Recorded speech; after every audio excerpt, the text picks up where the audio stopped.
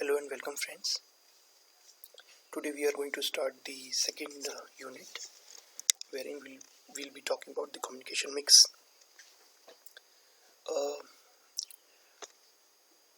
hope you remember what communication mix is. You know that within marketing mix we have got product, price, place and promotion, and communication mix, or in other words promotion mix, is part of the marketing mix. So in this particular unit we'll have to talk in detail about the communication mix and the various steps that you follow while deciding your communication campaign. So that is going to be the agenda in this particular unit. Today we'll be talking about the process of communication, and I'll follow it up with a discussion on the quiz in unit 1 towards the end of this session, right? So let us move over to the marketing communication process. I hope you remember that this kind of model you have already seen and you have already read about in business communication.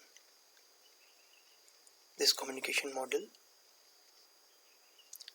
is showing a sender who is the originator of the message, and since you've already read about this particular model, I won't be devoting too much time here. So here the sender is the originator of the message and he does the encoding. The G is missing here. So what is encoding? Basically sender has got an idea which he wants to communicate to the receiver, so he'll do what? He'll convert it into a message, and he'll convert it into a message which can be comprehended by the receiver. So this is something that he'll take care of. For example, if you know that your mom only understands Hindi or Kumauni, so whenever you are going to tell her something, you are going to tell her in Kumauni or in Hindi. On the other hand, if you know that your friend also understands English, you may also encode your message in English language. Now this is what encoding is. Encode your idea into English language, right? Now, so the originator of the message, the sender, encodes his idea into a message and then uses a media to send across this message to the receiver. The media could be the telephone, could be the mobile device that you are using, it could be the WhatsApp messaging, it could be a face-to-face interaction. So there are so many ways in which you can make your message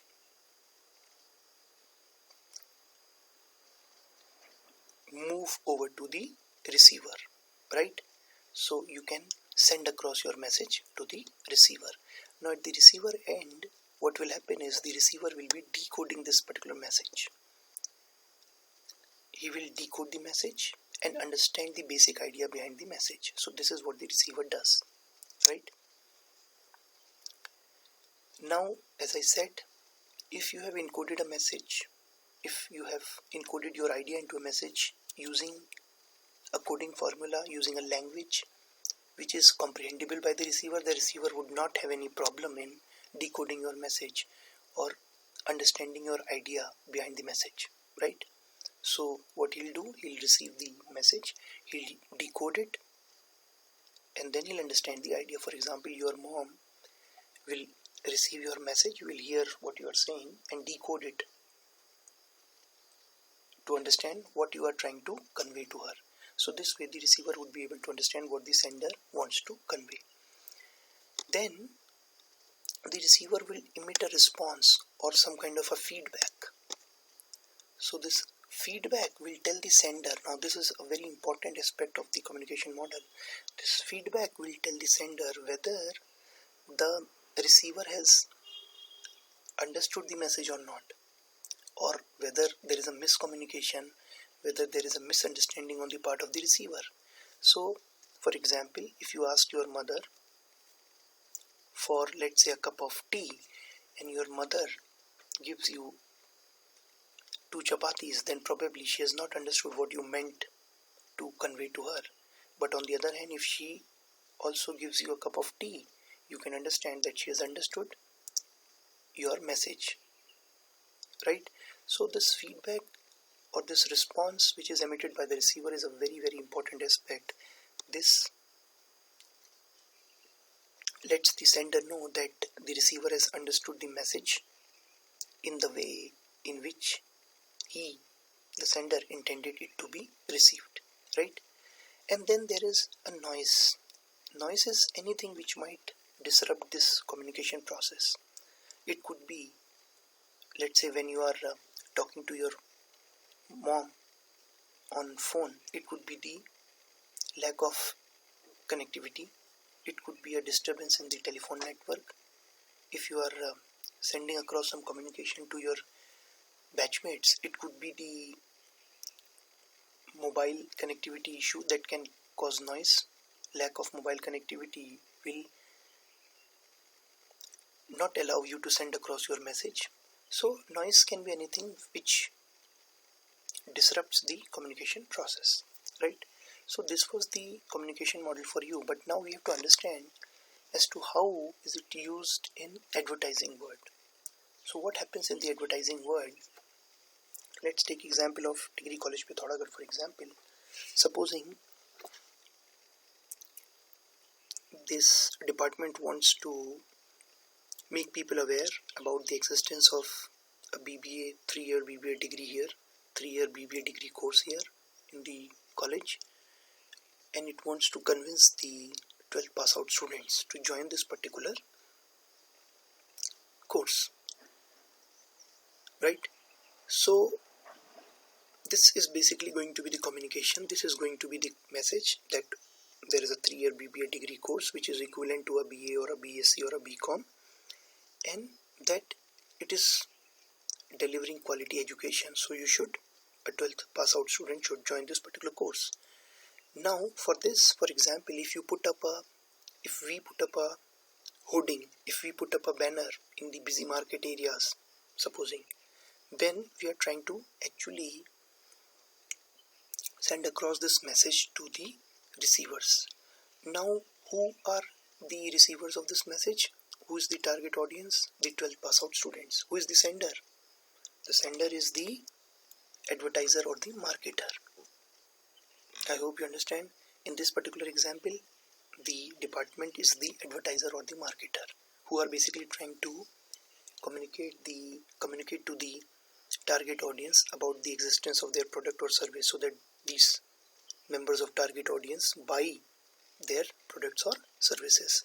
So in this particular case, the Department of Business Administration is the advertiser, or in other words, the marketer, or the sender of the information. And who is the target audience? The receiver is the target audience. In our example, the 12th pass out students, or maybe their parents or guardians, are the target audience. Then what media are we going to make use of to send across this message to the target audience or to the receiver? So we may use print media, for example newspapers. We can have an ad in the newspaper. We can use ad inserts in newspapers. We can make use of broadcast media. Broadcast media is television, radio, so we may have a ad getting broadcasted on the local FM channel, because naturally the TV advertising might be a little too costly for us. So this could be the broadcast media. Then we have so many other types of media which we can use. In our example, we have been using the outdoor media. We have erected a hoarding somewhere, or we have put up a banner somewhere, so that is called the outdoor media, because it is outdoors, right? So there are so many media types. We'll be discussing them in unit 3 also. So we can make use of, the center can make use of any or a combination of these media types to send across the message to the receiver. In this case, we are the center, Department of Business Administration, and we can make use of any media type. So we have been making use of the banners, which is an instance of outdoor media, instance of use of outdoor media, right? Then the receiver receives this particular message. However, there can be noise. What is noise? Noise is anything that disrupts the communication process. For example, when I am talking to you in the class, or maybe just right now, I am delivering this lecture, but for example, if you are busy in your own daydreaming, you would not be able to understand what is discussed in the lecture, and naturally you would not be able to score any marks in the quiz then. Now this is noise. Lack of attention could be noise, right? So in marketing communication, whenever we are promoting our product, the biggest contribution to noise comes from the competing message, the messages from your rivals. So for example, if Department of Business Administration is trying to send across this message to the 12 pass out students that they should join the BB course here, there could be competing messages from other rival private firms, private educational institutes in the Haldwani and Dehradun region. So this is what we mean by competing messages, right? So competing messages, they are the biggest source of noise as far as the promotion, as far as the marketing communication, the promotion process is concerned. Is this fine? Now let us talk about some more reasons for noise in the communication process. Selective attention, selective distortion, and selective retention. Now let us understand. Selective, I hope you know what selective means. Picking up only a few, that is what selective is. For example, just to make you understand what we mean by selective. A selective group of students was sent to Bhimtal to represent Department of Business Administration in the events organized there. Not all the students were sent, only a few, and they were selected. So only a few of the students were sent. So that is what we mean by selective word. Now what we mean by selective attention? Selective attention means the target audience does not attend to all the messages. It attends only to a few of them. And which ones are part of that selected group? The messages which correspond to their needs, which correspond to their interests. So those are the messages which you pay more attention to, which the target audience pays more attention to. For example, supposing you are planning to buy a mobile phone. So whenever you are planning to buy a mobile phone, automatically what would happen? You would start paying more attention to the mobile device ads, mobile phone ads. Now this is selective attention, because these ads are they correspond to what you read, what you require.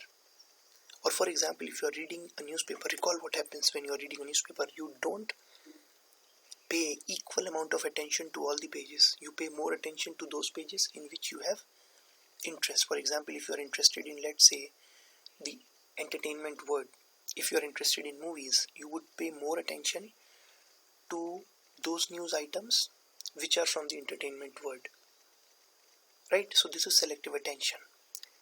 Now what is selective distortion? The target audience does not perceive the message as it is. It is only going to perceive that part of the message which fits it, which fits into its belief system. For example, supposing you believe that, let's say,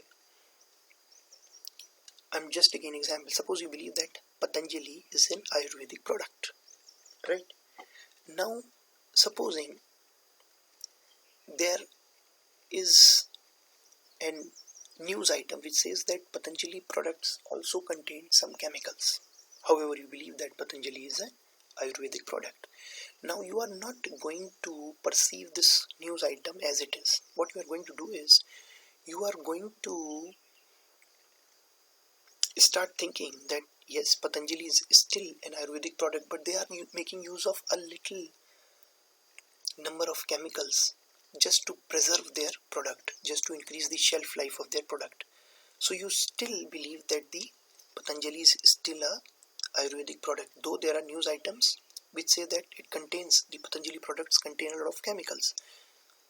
So you have distorted this message to think that these chemicals which are there in Patanjali products, they are basically put there to increase the shelf life of the product. And you still believe that Patanjali is an Ayurvedic product. Now this is what selective distortion is. So you are distorting the incoming messages, incoming information to fit only those ones, to perceive only those ones, to perceive only that part of the message which fits it into your belief system, right? For example, you from the depth of your heart know that, let's say, you believe that a teacher is a very strict one and he's not a good teacher. For example, this happens very often with students like you. Now, if there is a positive information about that particular teacher, you would distort it, that maybe this is the only good thing that this teacher has done. So for example, if you believe that the teacher awards marks in a very strict manner, he is very strict, and now suppose you come across a news item which says that he has been lenient in this particular case. Now what you would say, what you would start believing, what you would start perceiving is that he has been lenient in this particular case, maybe because he knows the student or he is a relative of the student. So you have distorted the message to make it fit into your belief system. Now this is what selective distortion is. Again, selective retention. You don't remember all the messages. You remember the messages which are important for you or which you have found interesting. For example, recall how many ads you have seen last night on television. You might have seen so many ads, but do you remember all of them? You don't. You remember only a few of them. Now this is selective retention. So this again is a reason for noise. This again is some kind of an obstacle to the communication process. The target audience does not attend to all the messages. The target audience tends to distort the messages to make the messages fit into their belief systems, and the target audience also does not remember all the messages. It only remembers a few of them, right? So this again is some kind of a noise in the communication process. Now let's talk about the most important aspect, the feedback or the response. Now what is the feedback or the response that as a marketer or the advertiser you want from the receiver? Not all the time you would want the receiver to purchase a particular product, to purchase the product or the service that you are selling. So purchase is one of the responses that you are expecting, but you might also be expecting trial. For example, if you are a new company in the particular market, for example, you are coming up with a particular product, you are entering a particular market for the first time, you are a new company selling bikes, so you don't want your receiver to go and purchase your bike in the first instance. You want him to just come and have a trial. So this could be the feedback that you are expecting from the audience. Another feedback would be the purchase. Another feedback would be the positive attitude. You are not expecting the audience to try out your product or to purchase your product. You are only expecting the audience to become more favorable towards your product, to have a more positive attitude towards your product. Now this also could be one of the responses that you are expecting from the audience. In our case, Department of Business Administration, what is it expecting? It is expecting that the target audience should make a purchase. They should come and take admission in this particular course here, right? While this is the case during July, August when the admissions are going on, but what is the reason for doing all the advertising in the month of December? In the month of December, the idea would be to have the target audience cultivate a more positive attitude towards the BBA course or towards the BBA course from Degree College Pithoragarh. So there could be different responses that the receiver might emit, and there could be different responses that the advertisers might expect, right? So this is how the communication process takes place. Fine. Now let us talk about what makes communication effective.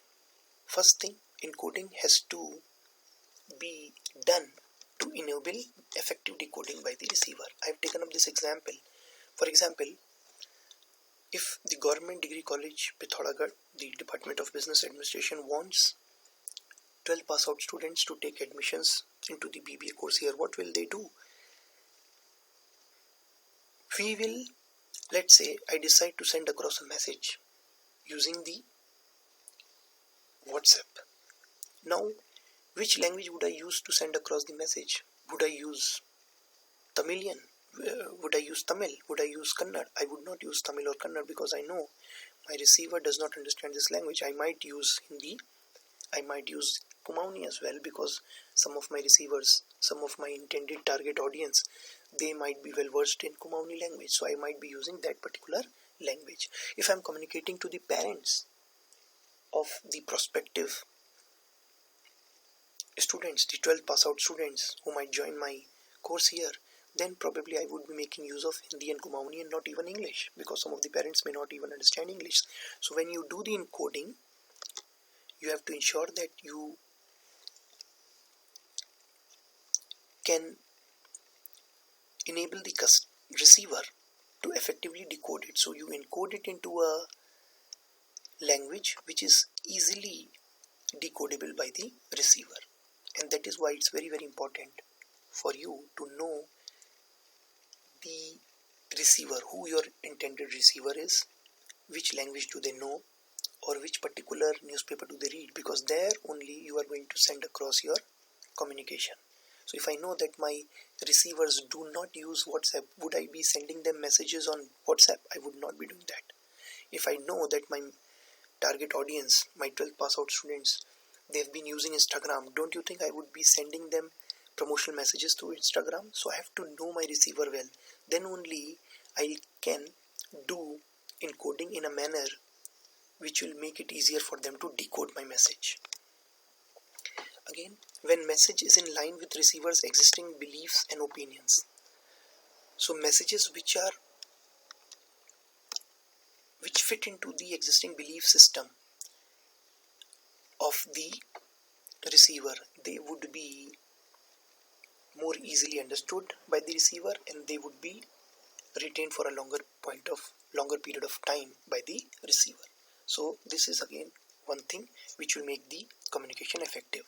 If the communication source is expert, likable, identifiable, or has status, there are so many examples for this particular fact. For example, you might have seen Revital ads, right? Revital, now which is a Ranbaxy product. Now you must have seen cricket players like Yuvraj Singh.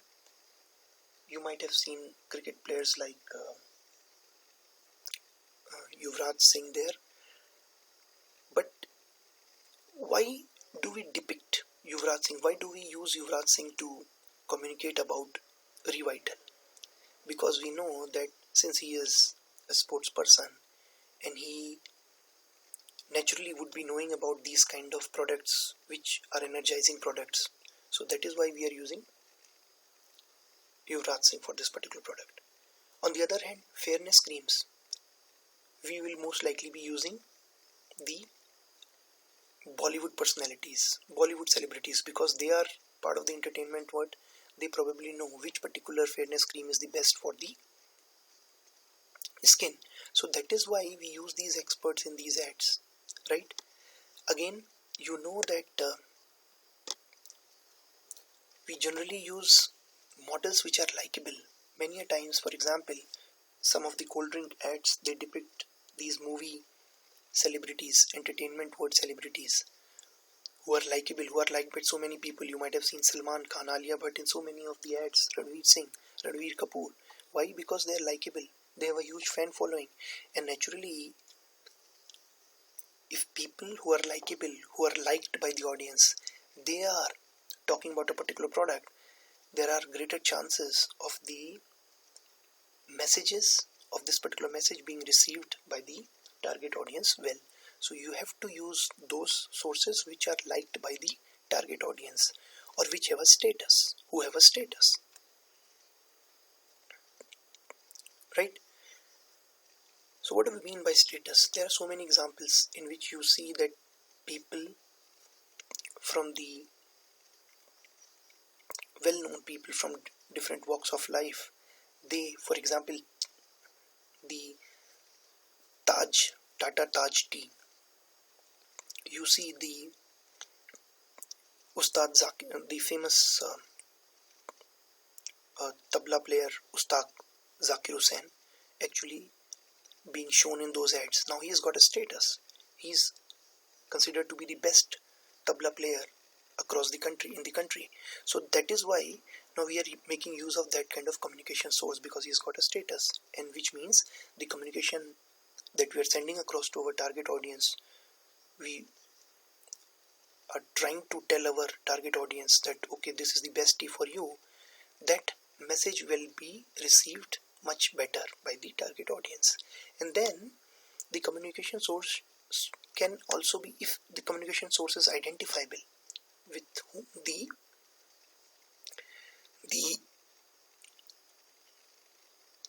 receivers of the message can identify, then again the communication would be effective. And that is why in so many ads you see common people being featured there. So common people using a particular product and then benefiting from that product. So common people are being shown. Why? Because the audience can identify with those common people from normal lives. So this is what effective communication is. This is how you can make your communication more effective. You can use sources which are who are considered to be experts, who are likable, who have a status, or with whom the audience can easily identify. Right? We will continue this discussion in the coming sessions also, but right now I would be moving over to a short discussion on the quiz that we had recently on Unit 1, and then I'll be giving you a brief snapshot of your performance. Now this was one of the questions in this print advertisement, Kaise Jeep Laplapa is most likely. I hope you know that this is basically a copy, right? So Kaise Jeep Laplapa is a copy.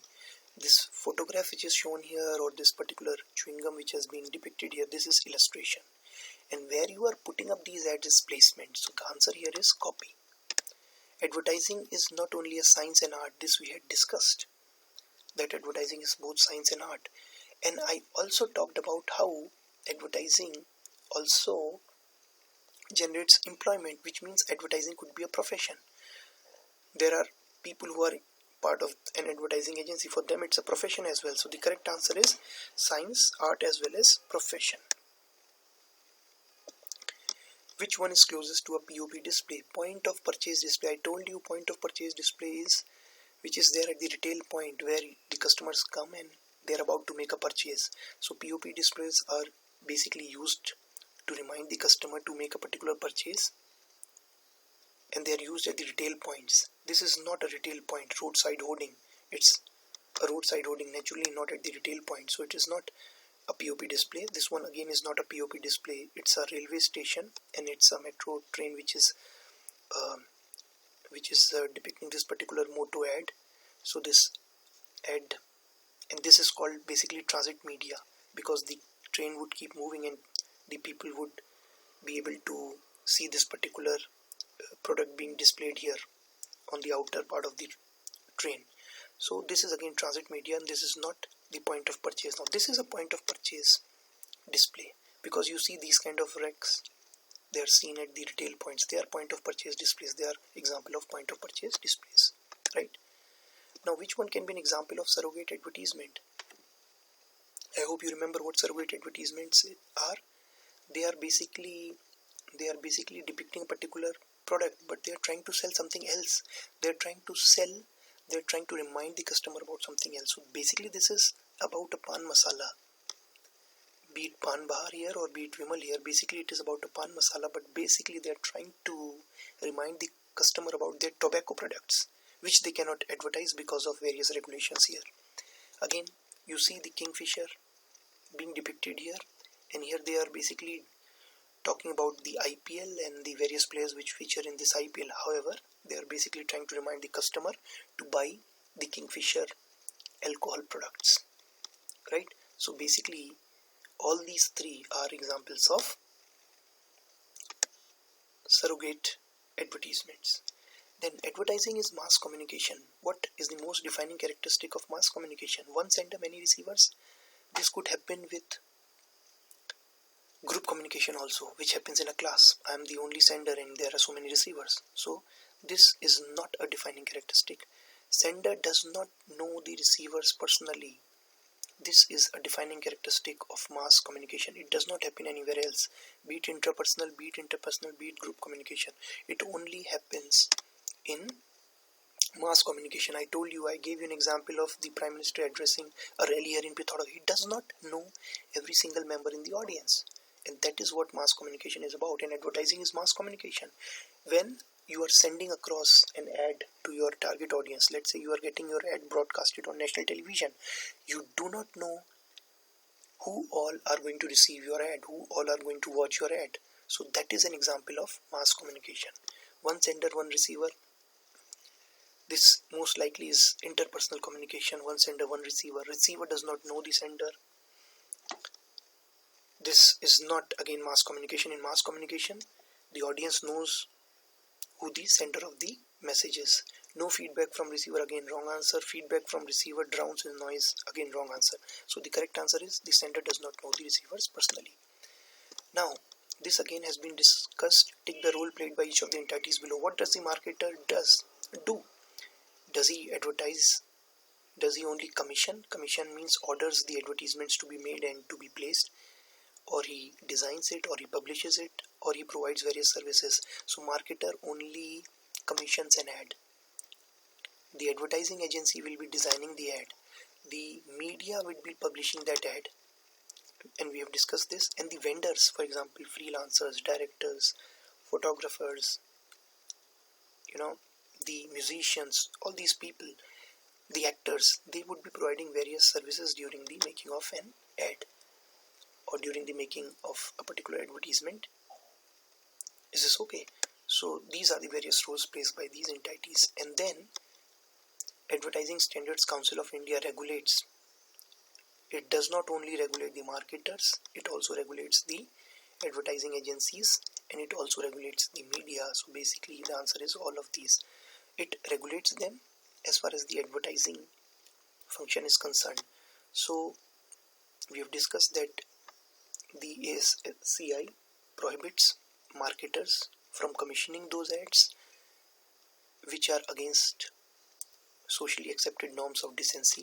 Likewise, they prohibit agencies from designing such ads, and they prohibit media from publishing such ads. So basically they are regulating all the three entities. So these were the answers for the questions that were there in the quiz. Now let us discuss the performance. As far as the performance is concerned, these are the scores. You just keep a tab on these scores, because in case I make a mistake in recording these scores, you should remind me, right? So these were the scores. As far as the topper is concerned, we have got Vikas Joshi probably. Now this is again very difficult for me to comprehend, for anybody to comprehend. Ideally, this is a good way of having an email ID. At least I can recognize that it is Poonam Thakur or Mohit Punita or Priya Dhami or Tanuj Rana. But here I find it very difficult. Now I don't know anybody having this name, Vishal Joshi. Likewise, I don't know anybody, Himanshu UK. Yeah, now again, this can still be understood. Sumit Jasim. Now this one is good. Kamal Kapdi is good. So ideally, my message to you is, whenever you are using these email IDs, they should correspond closely to your name, right? And this would be important whenever you are sending across your CVs also. As far as the topper is concerned, we have got Vikas Joshi, good performance, and then 8 Sumit Kumar and Himanshu probably again, good performance by these two students also. And then we have got some toppers from the bottom as well, which include our topper of the last semester, Tanuja Rana and Mohit Puneta. So very bad performance, right? Okay then, thank you very much for your time. We'll be continuing the discussion in Unit 2 in the forthcoming lectures. Thank you very much.